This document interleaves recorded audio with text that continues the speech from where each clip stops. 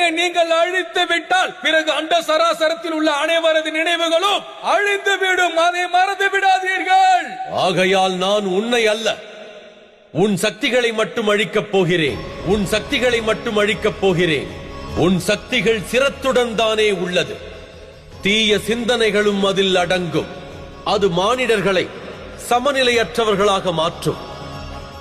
ஆகையால் நான் உன்னை அழிப்பதற்கு பதிலாக காலம் உள்ளவரை உன்னை என் காலடியில் சிறைப்பிடித்து வைக்கப் போகிறேன். சிறைப்பிடித்து வைக்கப் போகிறேன். ஆதலால் நீ அழிவு பெற மாட்டாய்.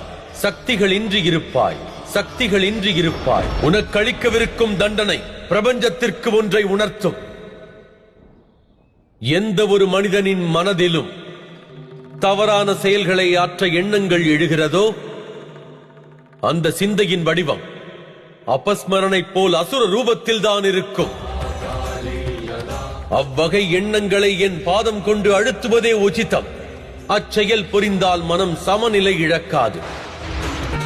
வேண்டாம், வேண்டாம், வேண்டாம். என்னை விட்டு விடுங்கள் மகாதேவா.